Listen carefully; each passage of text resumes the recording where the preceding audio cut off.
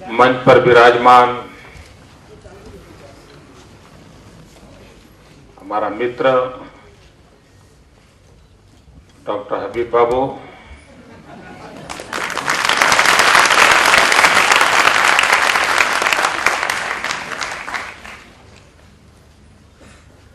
श्री यूसुफ भाई,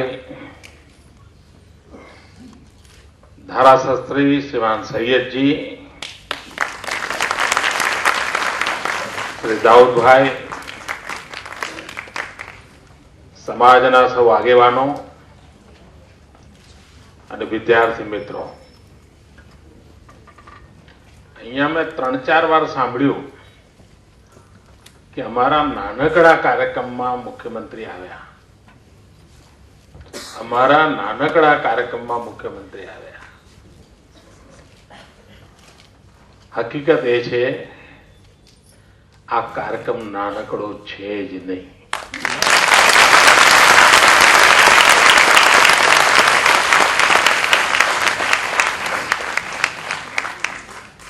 મારે મન શિક્ષણ માટેનો કોઈ પણ કાર્યક્રમ એ મોટામાં મોટો કાર્યક્રમ છે.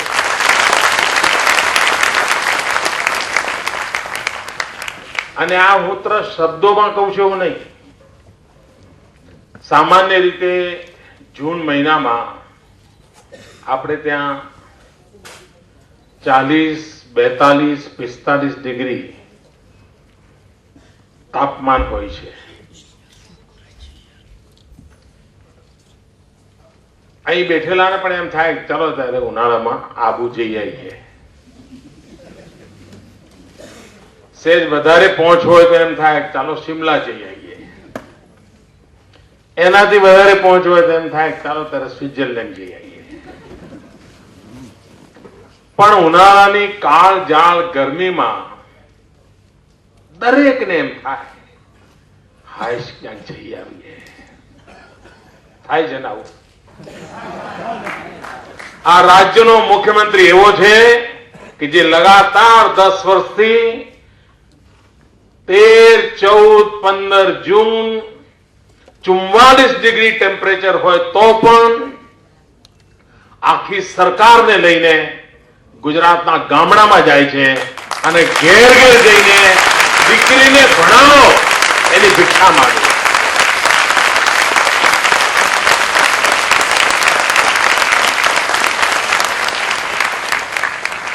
કારણ મારે મન શિક્ષણ બધી સમસ્યાઓનું સમાધાન છે.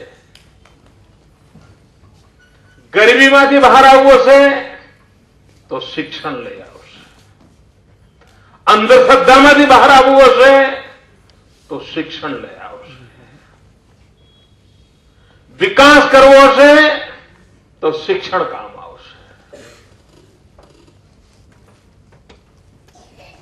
હમણાં આપણા સેક્રેટરી ભાઈ અજમેરીએ અને રાવલબેનના માર્ગદર્શનમાં એમણે પીએચડી કર્યું છે. એમણે સમાજનો આખો ઇતિહાસ કહ્યો અને ખૂબ ગૌરવ સાથે કહ્યું કે અમે રાજપૂતી ખૂન છીએ. આ નાની વાત નથી મિત્રો.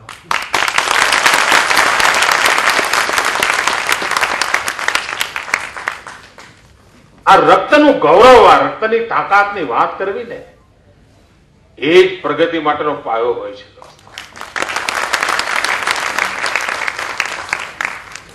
અને એમણે બીજી દુઃખ વ્યક્ત કર્યું કે આવડો મોટો સમાજ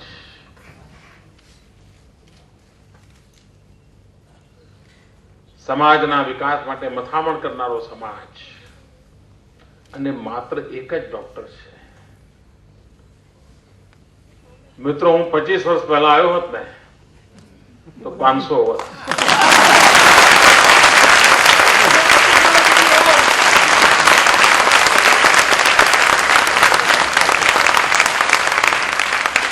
કારણ જડી ગયું ને, મુસીબતનું કારણ ખબર પડી ગઈ ને.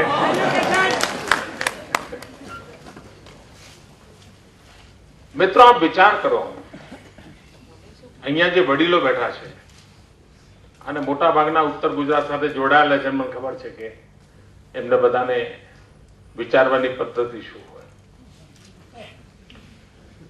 આપણે ત્યાં આપણે નાના હતા ત્યારે પાટીદાર સમાજને આપણે જોયેલો છે. આપણે ત્યાં પાટીદાર સમાજ માટે અનેક પ્રકારની કહેવતો ચાલતી હતી, બધાને ખબર છે. એટલું જ નહીં, એ વખતે જે રમૂજ માટેની ચોપડીઓ આવતી હતી ને, કાર્ટૂન આવતા, તો બકરો બનાવ્યો હોય ને એના ઉપર ટોપી પહેરાવી હોય, ખબર છે? જે વડીલો છે એમને ખબર હશે. અને બધા પાત્રો પણ એવા. આવું એક મજાક કરવામાં આવતી, મજાક આ સમાજની. પરંતુ એ સમાજના આગેવાનોએ 50-60 વર્ષ પહેલા બીડું ઉઠાવ્યું, બાકી બધું બાજુમાં, બાળકોને ભણાવો, સંસ્થાઓ શરૂ કરી, વ્યવસ્થાઓ કરી, સ્કોલરશીપો આપી, લોકો પોતાના ઘરોમાં રાખવા લાગ્યા, દીકરીઓને, દીકરાઓને. અને આજે જુઓ સાહેબ, સૌથી શિક્ષિત સમાજ, સૌથી સુખી સમાજ, દુનિયા આખામાં પથરાયેલો સમાજ, એ સમાજ બની ગયો, આપણી નજર સામે થઈ ગયો. નહીં તો એક સમય હતો, આ વડીલો બેઠા એમને ખબર છે, કોઈ ગામમાં મજાક કરે બધા લોકો. પરંતુ શિક્ષણ એવું એમણે પકડ્યું, આખો સમાજ બદલાઈ ગયો મિત્રો. અને જે નવજવાન પેઢી બેઠી છે, હું આપને વિશ્વાસ આપું છું કે આપના સમાજના સાચા આગેવાનો આપણે શોધ્યા છે અને સાચી દિશા પકડી છે. આપ જોજો, 15 વર્ષમાં તમને આમ જાહો જલાલી ના દેખાય. મને કહેજો, કોઈ સરકારની જરૂર નહીં પડે, તો લખી રાખજો, કોઈ સરકારની જરૂર નહીં પડે. અને આપણને એવા સમાજની રચનાની જરૂર છે કે જ્યાં સરકાર આશ્રિત ન રહેવું પડે. ભાઈ, શેના માટે? આવી વિકાસની વ્યવસ્થા ઉભી કરવી પડે, અને એ થશે શિક્ષણ દ્વારા.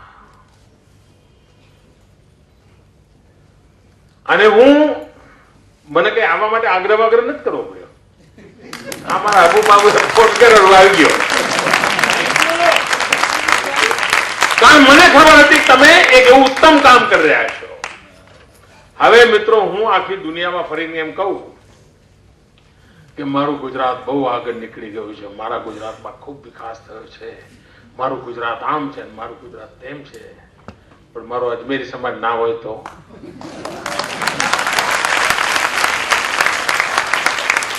એ પાછળ રહી ગયો હોય તો? તમે ગમે તેટલા તંદુરસ્ત હોય સાહેબ, ગમે તેટલા તંદુરસ્ત હોય, પણ તમારું એક હાથ શુક્લકડી હોય તો, વજન સરસ હોય, ઊંચાઈ સરસ હોય, આંખો ચશ્મા આવ્યા ના હોય, દાંત બધા મજબૂત હોય, દોડવાની તાકાત બધું હોય, પણ એક હાથ દોરડી જેવો હોય તો કોઈ તમને તંદુરસ્ત કહેવાય? શરીરના બધા અંગો તંદુરસ્ત જોઈએ ને. એમ ગુજરાત ત્યારે જ તંદુરસ્ત કહેવાય, એના બધા જ અંગો તંદુરસ્ત. પ્રત્યેક સમાજ એ વિકસેલો હતો, પ્રત્યેક. આ ટુકડાઓમાં ન ચાલે, બધાનો સર્વાંગીણ વિકાસ થવો. આપ વિચાર કરો, આપણા દેશની કમનસીબી એવી થઈ અને તમે બધા સૌથી વધારે છેતરાયા છો. મારે ઠપકો આપો તમને. તમે લોકો સૌથી વધારે છેતરાણા છો.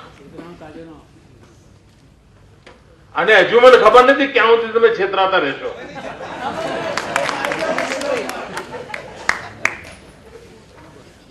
આ દેશના રાજકારણીઓએ તમને મનુષ્ય માન્યા જ નથી. તમને માત્ર વોટનું પતાકડું સમજ્યા, વોટ બેંક સમજ્યા, અને ચૂંટણીઓ વખતે તમારી ખુશામતો કરી અને તમને દોજખમાં રાખે છે. આ ડંકાની ચોટ પર તમારી વચ્ચે આવીને કહેવાની મારામાં તાકાત છે. દોસ્તો,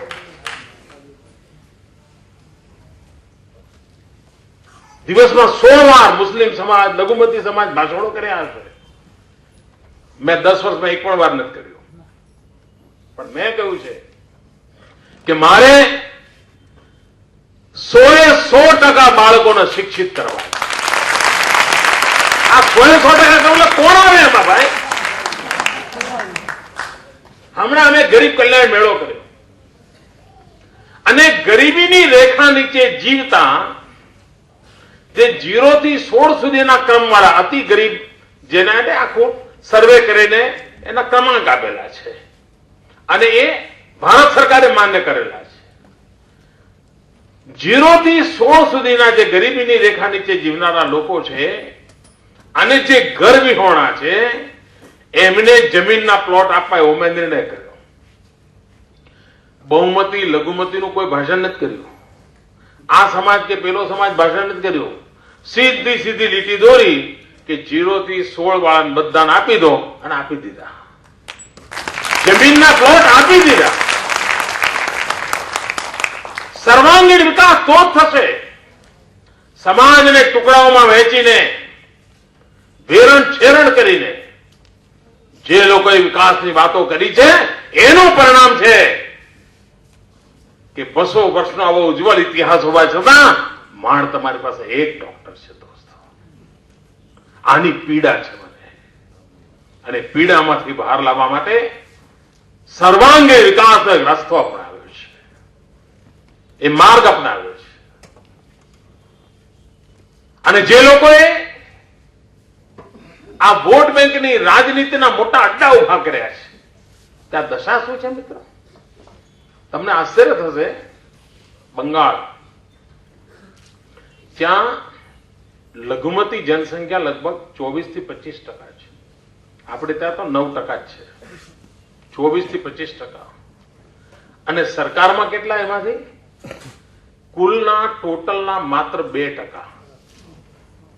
અને એ બધા કહેવાય કેવા? કોઈ એમ એ સરકારોને કોમવાદી સરકાર નથી કહેતું, બિન સાંપ્રદાયિક સરકારો કહે. આ બિન સાંપ્રદાયિક સરકારોના પ્રસાદ તમને આપું છું, આ પાપ એમના બતાવું છું. અને જે રાજ્યની સરકારને કેટલી જૂઠાણા ફેલાવવામાં આવે છે એ રાજ્યની અંદર 9% જનસંખ્યા હોવા છતાં 6% જેટલા સરકારમાં નોકરી કરનારા લોકો. અને આંકડા મારા નથી, સચ્ચર કમિટીના. આ સચ્ચર કમિટી મેં નહોતી બનાવી, આ દિલ્હી વડાએ બનાવી. અને બનાવી શેના માટે? લઘુમતીઓને અને મુસ્લિમ કોમ્યુનિટીના આર્થિક વિકાસ, શૈક્ષણિક વિકાસની અભ્યાસ કરવા માટે. એના આંકડા છે. એનાથી આપ અંદાજ કરી શકો છો કે વિકાસનો સાચો માર્ગ કયો છે ભાઈ? ટુકડાઓમાં વહેંચવાના લોકો. તમે પહેલા જ દિવસથી મારા મોડે કઈ વાત સાંભળી હશે. પહેલા સાંભળતા હતા 5 કરોડ ગુજરાતીઓ, પછી સાંભળતા હતા 5.5 કરોડ ગુજરાતીઓ, અને હવે સાંભળો છો 6 કરોડ ગુજરાતીઓ. આ જ હોય છે ને? એક પણ વખત મારા મોંમાંથી બીજો શબ્દ નીકળે છે? કેમ આ ના હોઈ શકે ભાઈ? પણ ના, તમે સામે મળો, આનું નામ દઈને બોલાવો, ભાઈ આવો ભાઈ પધારો. એના બધું એમ કેવું, વાહ સફેદ શર્ટ સરસ, કાળું પેન્ટ સરસ, ચશ્મા સરસ, હાથ સરસ. આ બધું બોલવાની જરૂર છે? આવો ભાઈ એમ કહું ના ચાલે, આવો ભાઈ એમ કહું ના ચાલે. પણ ના, બધું ટુકડામાં બધું વેરણ છેરણ કરીને જ કરવાનું. એક દિવસ અમે તમારી દિલ્હીમાં મિટિંગ હતી, પછી આ બધું આપણા દેશમાં ફેશન છે ને, બિન સાંપ્રદાયિક ના બધું બોલો નહીં, તમે આમ ખરાબ લાગો એવું પણ ફેશન છે કે આ બોલવું જ પડે એવું. એ ના કરો ત્યાં સુધી એમ કે જાણે અધૂરું રહી જાય. બોલો. તો મેં પ્રધાનમંત્રીને પૂછ્યું, મેં સાહેબ તમે આ લાલ કિલ્લા પરથી ભાષણ કરો છો, એમાં તમે આ જે બોલો છો દેશ, જો ભાષણ સાંભળતા હશો મિત્રો, તો બરાબર કાળજીપૂર્વક ભાષણ સાંભળજો. ના હોય તો જૂનું તમે ઇન્ટરનેટ ખોલશો ને મળશે. બોલતા હોય છે હિન્દુ, મુસ્લિમ, શીખ, ઈસાઈ એવું બધું બોલે. મેં કહ્યું તમે આના બદલે એમ ના કહી છો કે મેરે પ્યારે દેશવાસીઓ? બોલો ભાઈ, હવે સાચી બિન સાંપ્રદાયિક દસ એમાં છે. આટલું કોઈ મેરે પ્યારે દેશવાસીઓ ના ચાલે ભાઈ, પણ એમ નહીં પાલવે, કારણ સિક્કા મારવા છે અને બધાને બરબાદ કરે છે. આ કરી કરીને બરબાદ કરે. મિત્રો, હું સૂફી પરંપરાનો ચાહક છું અને સૈયદની આ પ્રવૃત્તિનું હંમેશા એટલા માટે પ્રોત્સાહન આપું છું. મારો આજે પણ મત છે મિત્રો કે કાશ્મીરની ધરતી પર જો સૂફી પરંપરા શક્તિશાળી હોત ને તો કાશ્મીરમાં આતંકવાદ જન્મ્યો ના હોત. સૂફી પરંપરાની અંદર કેટલી ઉદારતા પડેલી છે અને આ દેશની સાંસ્કૃતિક વિરાસતનો હિસ્સો છે. રહીમના પદો સાંભળો મિત્રો, અને રહીમની કૃષ્ણ ભક્તિ જુઓ. રહીમ એમ કે આગલા જન્મમાં મારે વાંસ થવું છે. રહીમ એમ કે મારે આગલા જન્મમાં વાંસ થવું છે, કારણ એ વાંસમાંથી વાંસળી બને અને કૃષ્ણના હોઠ પર મને રહેવાનો અવસર મળે. આ રહીમ કે આ દેશની આ તાકાત છે મિત્રો. હમણાં એક ઇન્ટરનેટ પર સ્પર્ધા થઈ ગઈ ઉત્તમ ફિલ્મી ભજનોની. લોકોએ વોટ કરેલા, નાગરિકો ઇન્ટરનેટ પર, કે ઉત્તમમાં ઉત્તમ ફિલ્મી ભજનો કયા. અને નાગરિકોએ જે મતદાન કરીને જે ફિલ્મી ભજનો પસંદ કર્યા છે એના બધા ભજનોના લેખકો મુસલમાન છે. બધા જ ભજનોના લેખક મુસલમાન છે. એનો કે આ દેશની આ તાકાત પડી છે ભાઈ. એ તાકાતને ઓળખીને એકત્ર કરવાની દિશામાં કેવી રીતે આગળ વધી શકીએ, એ જો કરીએ તો પરિવર્તન આવે. અને તેથી 21મી સદી હિન્દુસ્તાનની સદી છે. એ વિશ્વાસ લઈને આગળ વધવું હશે તો મૂળભૂત બાબતો તરફ ધ્યાન કેન્દ્રિત કરવું પડશે. મારે વિદ્યાર્થી મિત્રો સાથે પણ વાત કરવી છે.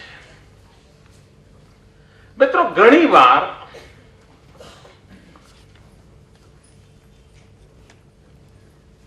શિક્ષણની બાબતમાં દુવિધા હોય છે. એક પ્રસંગ છે દાદા ધર્માધિકારીજીનો. તમારામાંથી જે લોકો દાદા ધર્માધિકારીજીને જાણતા હશે, ગાંધી વિચાર અને ચિંતનના એક ઉત્તમ કડી હતા. આચાર્ય વિનોબાજીની સાથે અને ગાંધી વિચારને માટે સમર્પિત દાદા ધર્માધિકારીનું જીવન હતું. એમના લખાણ બહુ નાના, કોઈને પણ મજા આવે એવા નાના લખાણો હોય છે. એમણે એક પ્રસંગ લખ્યો છે, પ્રસંગ બહુ મજેદાર છે. હું માનું છું દરેક વિદ્યાર્થીને કામમાં આવે એવો પ્રસંગ છે. કોઈ જવાનીઓ એમને મળવા ગયો અને એને નોકરી શોધતો હતો. એ દાદા ધર્માધિકારી કોઈ ઓળખાણ લઈને કે મળ્યો છે. તો દાદા ધર્માધિકારી આખો પ્રસંગ લખ્યો છે. પેલા કહ્યું કે મને નોકરીની જરૂર છે.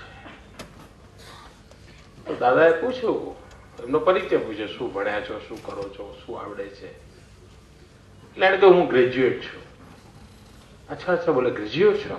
અને એ વખતે ગ્રેજ્યુએટ એટલે ખાસું કહેવાતું, અત્યારે તો બધું, પણ એ વખતે આમ તેમણે કહ્યું અચ્છા ગ્રેજ્યુએટ છો, તો આપણે શું આવડે છે? એટલે પેલા વિદ્યાર્થી ફરી ગયો, હું ગ્રેજ્યુએટ છું. ના, એ તો તમારી ડિગ્રી છે, પણ આપને શું આવડે છે? અરે પણ હું ગ્રેજ્યુએટ છું. ના, એ બરાબર, પણ આપને શું આવડે છે? તો હું ગ્રેજ્યુએટ. અરે ભાઈ બરાબર છે, તારી પાસે ગ્રેજ્યુએટ છું, યુનિવર્સિટીનું સર્ટિફિકેટ છે, બધું સમજ્યો, પણ મને એ તો કે તારે આવડે છે શું? અરે સાહેબ હું ગ્રેજ્યુએટ છું. એમનેથી રહેવાને પૂછ્યું ટાઈપ કરતા આવડે છે? ના, હું તો ગ્રેજ્યુએટ છું. રસોઈ બનાવતા આવડે છે? ના, હું તો ગ્રેજ્યુએટ છું. કાર ચલાવતા આવડે છે? ના, હું તો ગ્રેજ્યુએટ છું. નવજવાન મિત્રો, કૌશલ્ય વગર, હુન્નર વગર જીવન અપૂર્ણ હોય છે. આપને કોઈને કોઈ હુન્નર આવડવો જોઈએ. નહીં તો ઘરની અંદર ગમે તેના સર્ટિફિકેટ તમે દિવાલો પર લટકાયા રાખો ને, ખોટા પડાવવા કામ આવે મિત્રો. પણ હુન્નર હોય તો, અને એની સાથે શિક્ષણ હોય તો ક્યારેય નીચા જોવાનો વારો નથી આવતો. અને તેથી વર્તમાનમાં આપણી આ સરકારે કૌશલ્ય ઉપર ધ્યાન કેન્દ્રિત કર્યું છે. 21મી સદી હિન્દુસ્તાનની કે 21મી સદી ચીનની, આની ચર્ચા ચાલે છે. ચીન કેવી રીતે આગળ વધી રહ્યું છે, હિન્દુસ્તાન કેવી રીતે આગળ વધી રહ્યું છે, બેનો આપણે તાલમેલ કરીએ તો ખબર પડે કે આપણે ક્યાં છીએ. અને અહીં બેઠેલા દરેકની ઈચ્છા છે કે 21મી સદી હિન્દુસ્તાનની જ બનવી જોઈએ. દરેકની કૌશલ્ય માટેના, સ્કિલ ડેવલપમેન્ટ માટેના ચીનમાં 50,000 જેટલા જુદા જુદા કોર્સીસ ચાલે છે. 50,000. 2 વર્ષ પહેલા અમારી નેશનલ ડેવલપમેન્ટ કાઉન્સિલની મિટિંગ હતી, જેમાં પ્રધાનમંત્રી હોય ને બધા મુખ્યમંત્રીઓ હોય અને સરકારના બધા અધિકારીઓ હોય. એમાં પ્રધાનમંત્રીનું ભાષણ છે. એ ભાષણ પર તમે ઇન્ટરનેટ પર જોઈ શકો છો. 2 વર્ષ પહેલાની વાત છે. એમાં પ્રધાનમંત્રી એવું ભાષણ કર્યું છે કે ભારતના વિકાસને માટે આવનારા દિવસોમાં 500 જેટલા સ્કિલ ડેવલપમેન્ટના કોર્સીસ ચાલુ કરીશું. સમજાવું? ચીનમાં 50,000 ચાલે છે અને ભારતના પ્રધાનમંત્રી એમ કે છે કે આપણે 500. હવે સાહેબ આ ક્યાં મેળ પડે મને કહો. મિત્રો, ગુજરાતે એક પહેલ કરી છે. ગુજરાતે સ્કિલ ડેવલપમેન્ટ તરફ ધ્યાન કેન્દ્રિત કર્યું છે. આ દેશ યુવા છે. 65% કરતા વધારે જનસંખ્યા આજે યુવક યુવતીઓની છે. એમની પાસે કૌશલ્ય હોય, એમને અવસર હોય તો કેટલી ઊંચાઈઓને પાર કરી શકીએ આપણે. હમણાં મેં એક સર્વે કરાયો કે આપણે ત્યાં સામાન્ય જીવન જ્યાં છે, જન્મથી મૃત્યુ સુધી દરેક વ્યક્તિને કેટલા પ્રકારની સેવાઓની જરૂર પડે છે. અને તમને જેટલા પ્રકારની સેવાઓની જરૂર પડે એટલા પ્રકારનું કૌશલ્ય પણ જોઈએ. દાખલા તરીકે તમને ગુલદસ્તો જોઈતો હોય જીવનમાં, તો પછી ગુલદસ્તો બનાવનારો પણ જોઈએ. અને ગુલદસ્તો બનાવનારો જોઈએ તો પછી ફૂલ ઉગાડનારો જોઈએ. હિસાબ લગાવ્યો મિત્રો, જન્મથી મૃત્યુ સુધીમાં લગભગ 976 સેવાઓ અનિવાર્યપણે આપણે લેવી પડે છે. 976. હજુ કોઈ દિમાગ લગાવશે તો એમાં કદાચ ઓર ઉમેરો થશે. પણ સામાન્ય દરેકને, જેમાં અપવાદ ના હોય. મેં કહ્યું કે 976 પ્રકારના સ્કિલ ડેવલપમેન્ટ છે ભાઈ, આપણે શરૂ કરો. દાખલા તરીકે આજે તમે ગામડામાં જાઓ, જૂના જમાના જે ગામડામાંથી પરિચિત હશે એમને ખબર હશે, કાથીમાંથી કે સૂતમાંથી ખાટલો વણતા લોકો, ચારપાઈ. આજે તમને મળે એવો કરનારો મળે જ નહીં સાહેબ. એ કૌશલ્ય વિલીન થવા માંડ્યું છે. એવી અનેક બાબતો છે કે જેને અગર જો ડેવલપ કરીએ તો ક્યારેય કોઈને રોજીરોટી માટે તરસવું ના પડે. આ કૌશલ્ય વર્ધનના જે કામો આપણે ચલાવ્યા છે એમાંથી હમણાં મેં હિસાબ પાડ્યો, લગભગ 125 જેટલા યુવકો માત્ર કૌશલ્ય વર્ધનના કામ, એમની સ્કિલને, ડિગ્રીઓ નથી, સ્કિલ છે. દુનિયાના જુદા જુદા દેશોમાં ગયા 3 વર્ષમાં લગભગ 120 કરતા વધારે વિદ્યાર્થીઓને રોજગાર મળ્યો છે. અને માત્ર ગલ્ફ કન્ટ્રીમાં નહીં, ઓસ્ટ્રેલિયા, યુએસએ, કેનેડા જેવા સમૃદ્ધ દેશોમાં. એનો અર્થ એ થયો કે એક નવું કામ એને ઉપાડવાની આવશ્યકતા છે. એ જ રીતે વિકાસને જો બરાબર આગળ વધારવો હશે અને સ્થાયી કરવો હશે તો 50% જે જનસંખ્યા છે, માતાઓ બહેનો, 50% પોપ્યુલેશન મહિલાઓ છે. જો બધું વિકાસનું બધા પેલા 50% પુરુષોને જ માથે નાખી દીધું તો આપણી ગાડી અડધે જ પહોંચે. જ્યાં સુધી આ 50% માતૃશક્તિ છે, બહેનો છે, એમની શક્તિને જોડવામાં આવે તો કેટલો મોટી હરણફાળ ભરાય. અને તેથી આપણે એક અભિયાન ઉપાડ્યું છે, મિશન મંગલમ. આ મિશન મંગલમ દ્વારા ગરીબ બહેનોને નાના નાના સખી મંડળો બનાવે, 11 બહેનોની મંડળીઓ બને, 5 રૂપિયા 10 રૂપિયા બચત કરે, એનો હિસાબ કિતાબ રાખતા શીખે, સરકાર એને માન્યતા આપે, બેંકોમાંથી લોન અપાવે. અત્યારે ગુજરાતમાં લગભગ 1.5 લાખ સખી મંડળો બનાવ્યા છે. 25 લાખ ગરીબ પરિવારની બહેનો એમાં જોડાઈ છે અને બેંકો દ્વારા એમને 1000 કરોડ રૂપિયાના હાથમાં મૂક્યા છે. મિત્રો, 1000 કરોડ રૂપિયા. આપ વિચાર કરો, આ ગરીબ બહેનોના હાથમાં 1000 કરોડ રૂપિયા એટલે ઘરમાં માંદગી હોય, છોકરાને ભણાવવું હોય, પહેલા વ્યાજખાવ લોકો પાસે પૈસા વ્યાજે લેવા પડતા હતા. આજે એમને વ્યાજે લેવા નથી પડતા. કોઈ ભેંસ લાવે છે, દૂધ વેચે છે, ઘર ચલાવે છે. કોઈ સીવાનો સંચો લાવે છે, સીવણ કામ કરે છે, ઘર ચલાવે છે. અને મારી નેમ છે, આગામી 2 વર્ષમાં આજે ગરીબ બહેનોના હાથમાં 1000 કરોડ રૂપિયા છે, એ આંકડો 5000 કરોડે પહોંચાડ્યો. આપ વિચાર કરો, આર્થિક વિકાસ ની અંદર મારે માતાઓ બહેનોને સક્રિય ભાગીદાર બનાવી છે. અને જો ગુજરાતની 50% આ શક્તિ 60 અથવા વિકાસનો હિસ્સેદાર બને તો ગુજરાતની વિકાસ યાત્રા કેટલી તેજ આગળ વધે મિત્રો. અને તો જ સર્વાંગીણ વિકાસ થાય, તો જ સર્વસમાવેશક વિકાસ થાય, સર્વસ્પર્શી વિકાસ થાય. એક સમય હતો મિત્રો, આ કચ્છ આપણું માઇનસ ગ્રોથ હતો, નીચે જ જતું જાય, નીચે જ જતું જાય.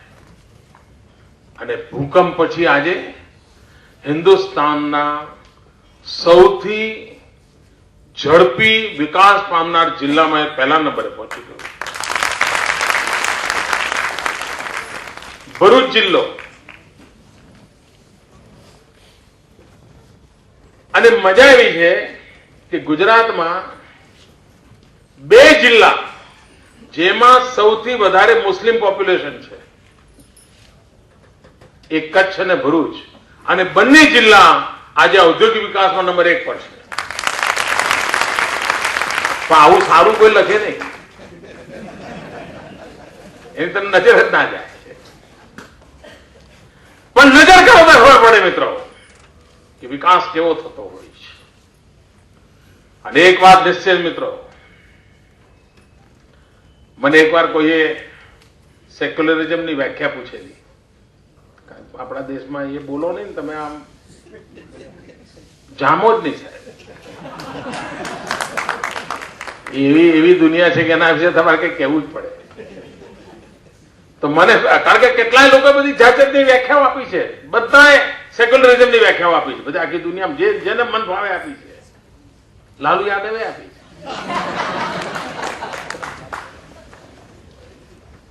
મિત્રો, મારી સેક્યુલરિઝમની સીધી સાદી વ્યાખ્યા છે, ઇન્ડિયા ફર્સ્ટ. બસ બધું એમ આવી. ઇન્ડિયા ફર્સ્ટ, હિન્દુસ્તાન પ્રાથમિક, બસ પહેલી હરોળમાં. આનાથી મોટો કોઈ સેક્યુલરિઝમ જ ના હોય દોસ્તો. અને હિન્દુસ્તાન સુખી હોય એટલે આપણે બધા સુખી હોઈએ. હિન્દુસ્તાન શિક્ષિત હોય આપણે બધા શિક્ષિત હોઈએ. હિન્દુસ્તાનમાંથી ગરીબી જાય એટલે આપણી ગરીબી જાય જ. આ જ રસ્તો છે મિત્રો, અને એ રસ્તો આપણે અપનાવ્યો છે. એ રસ્તાને આપણે આગળ ધપાવીએ.